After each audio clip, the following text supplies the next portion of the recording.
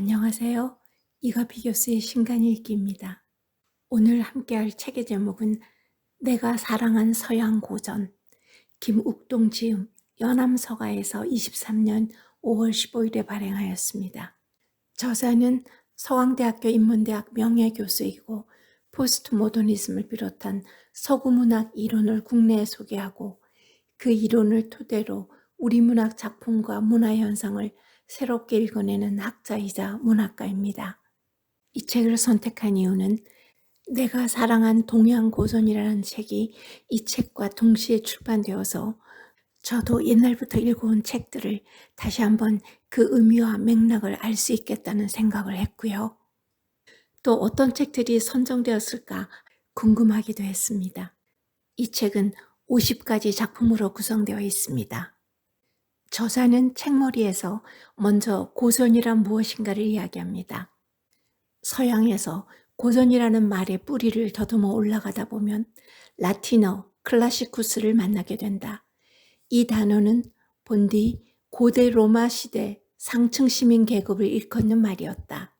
그들은 국가가 전쟁 같은 위기에 처했을 때 나라를 위해 함대를 기부할 만큼 부유한 사람들을 가리키는 말이었다고 합니다. 이탈로 칼비노는 왜 고전을 읽는가라는 책에서 우리가 흔히 고전이라고 부르는 작품의 특징을 모두 14가지로 나누었는데 그중 2-3가지만 소개하면, 고전은 다시 읽을 때마다 독자에게 새로운 의미로 다가오는 것이고 독자들에게 살아가는 동안 영향을 주는 책이고, 또한 책을 읽고 나서 마치 미지의 신대륙을 탐험하는 것 같이 느껴지는 작품이라고 한다. 나는 작품 줄거리를 요약하기보다는 작품을 이해하는 데 도움이 될 만한 맥락에 초점을 맞추었다. 가령 작품 집필 과정이라든지 작품을 이해하는 데 필요한 역사적 배경이나 사회적 환경이라든지 작품의 현대적 의미 등에 주목하였다. 저는 이 책을 읽고 나서 이 책 자체가 문학이구나 하는 생각을 했고요. 제가 옛날 학창시절에 읽었던 문학 작품들을 다시 한번 돌아보는 즐거운 경험이었습니다. 이 50권의 책을 어떻게 소개할지 약간 막막하긴 하지만 우선 시대별로 한번 이야기를 해보겠습니다. 먼저 기원전에 나온 책을 7권 소개할게요. 길가메시, 이솝 우화, 오이디푸스 왕, 그리스 로마 신화, 아라비안 나이트, 탈무드, 일리아스, 일리아드라고도 불립니다. 저는 먼저 이솝 우화라고 불리는 아이소피카가 그렇게 오래전에 기원전 7세기에 그리스에서 아이소포스라는 사람이 썼다고 추정되는 책인 줄 미처 몰랐습니다. 그리고 첫 작품인 길가메시를 잠깐 소개하겠습니다. 인류 최초의 문명이라고 할 수 있는 수메르 문명은 티그리스 강과 유프라테스 강이 만나는 메소포타미아 지역에 기원전 4000년쯤에 발생한 문명입니다. 인류 역사에서 최초로 문자를 사용했던 수메르인들은 지금까지 알려진 문학 작품으로는 가장 오래된 서사시인 길가메시를 남겼다. 길가메시를 처음 쓴 시기는 가깝게는 기원전 2000년, 멀게는 기원전 3000년으로 거슬러 올라간다. 길가메시라는 이름을 가진 영웅의 무용담을 다룬 이야기인데, 이 무렵의 작품이 흔히 그러하듯이 이 서사시도 한 사람이 한꺼번에 창작하기보다는 많은 시인이 음송하면서 구전으로 전해 내려오다가 그 내용을 조금씩 보태며 오늘날의 형태로 만들어졌을 것이라고 추정한다. 이 작품은 시기적으로 호메로스의 일리아드나 오디세이보다 무려 1500년이나 앞선다. 놀랍게도 이 작품에는 구약 성경의 창세기에 기록된 노아의 홍수와 비슷한 이야기가 나온다. 이 작품이 처음 빛을 보게 된 것은 아직 2세기도 되지 않는다. 1839년 이 지역을 발굴하던 고고학자들이 진흙으로 만든 점토판에 쇠기 문자로 적혀있는 내용이 나타났다. 길가메시는 인간의 우정이 얼마나 아름다울 수 있는지 실감나게 보여주고, 인간은 왜 죽어야 하는가, 영생이란 없는 것일까 라는 물음을 던지고 그 답을 찾으려고 애쓴다. 한편 길가메시는 숲을 생명처럼 소중히 여기는 점이 참 놀랍다. 이 작품은 세계문학사의 첫 페이지를 장식하는 최초의 서사시일 뿐 아니라 생태주의를 다룬 최초의 문학 작품이기도 하다. 5,000년 전의 태고적 이야기라고는 하지만 21세기에 사는 현대인에게도 창조의 새 아침처럼 잠옷 신선하다고 저자는 말합니다. 그 다음에 기원 후에 나온 작품으로 제일 먼저 등장한 것은 1321년에 나온 이탈리아의 단테가 지은 신곡입니다.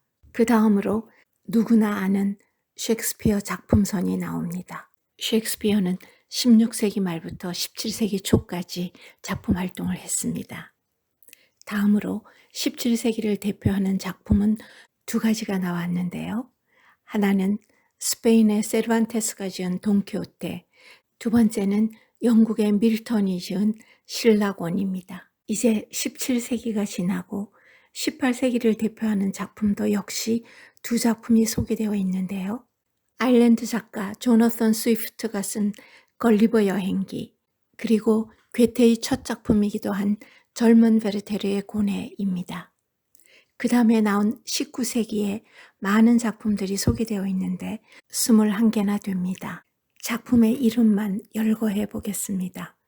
안데르센 동화, 제인 에어, 폭풍의 언덕, 독일인의 사랑, 에드가 알렌 포 단편선, 주홍 글자, 월든, 레미제러블, 오만과 편견, 여자의 일생, 이상한 나라의 앨리스, 인형의 집, 지킬 박사와 하이드, 적과 흑, 카라마조프가의 형제들, 안나 카레니나, 모비 딕, 허클베리 핀의 모험, 몬테 크리스토 백작, 마담 보바리, 그리고 찰스 디킨즈가 쓴 위대한 유산이 있습니다.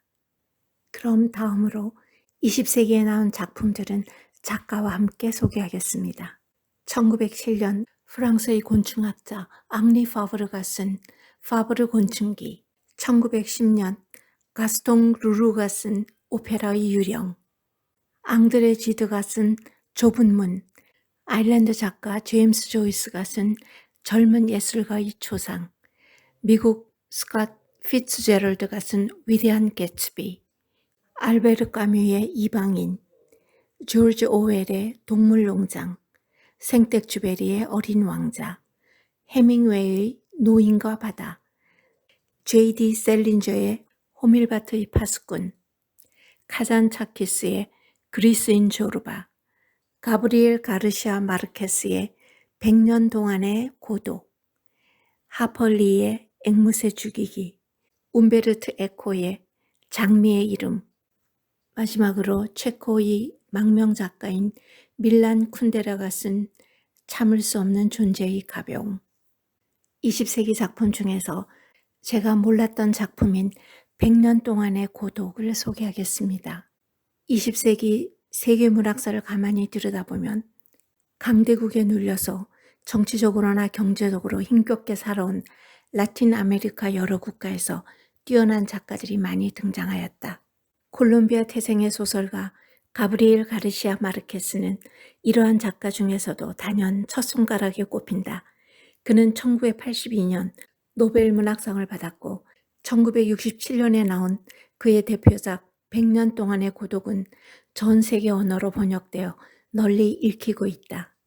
그는 이 책을 구상하여 완성하기까지 무려 15년이라는 긴 세월을 바쳤다.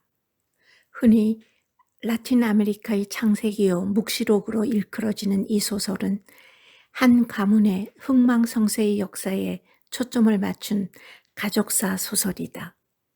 마르케스는 100여 년이 넘는 부엔디아 가문의 파란만장한 역사를 유장하게 풀어낸다. 부엔디아 집안의 시조인 일대 주인공 호세 아르카디오 부엔디아는 라틴 아메리카 본토 출신으로 힘세고 머리 좋고 성실한 담배 경작 농민이다.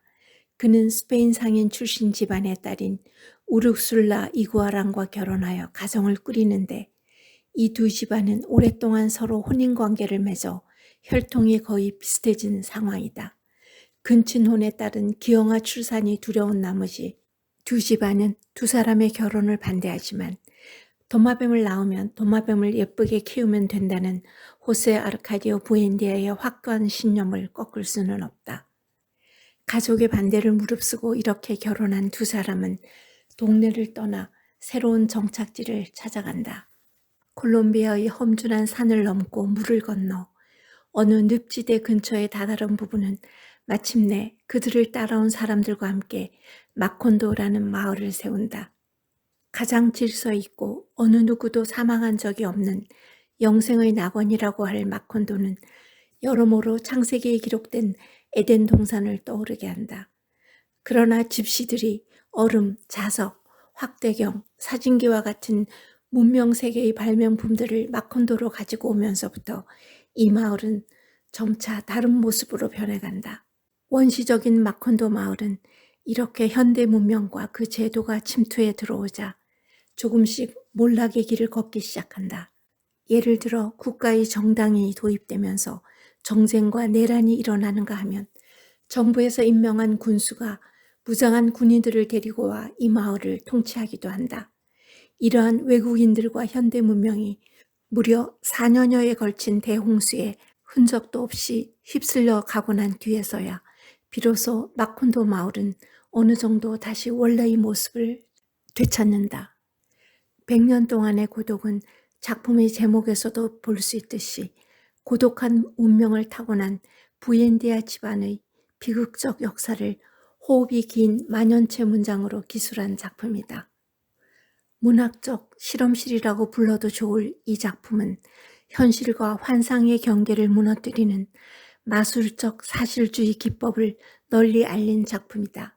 이 소설에는 어디까지가 현실이고 어디까지가 환상인지 그 경계선이 모호한 사건이 가끔 일어난다. 펄펄 끓고 있는 얼음처럼 일종의 모순어법에 해당하는 마술적 리얼리즘은 외세의 식민주의 지배와 내부의 혼란으로 정치적으로나 역사적으로 큰 혼란을 겪어온 라틴 아메리카 작가들이 창안해낸 독특한 문학적 장치이다. 작가는 이 작품을 쓰면서 미국 작가 윌리엄 포크너한테서 영향을 받은 바가 크다. 여러분에게 이 책을 꼭 읽어보시라고 추천하면서 여기에서 끝내겠습니다. 감사합니다.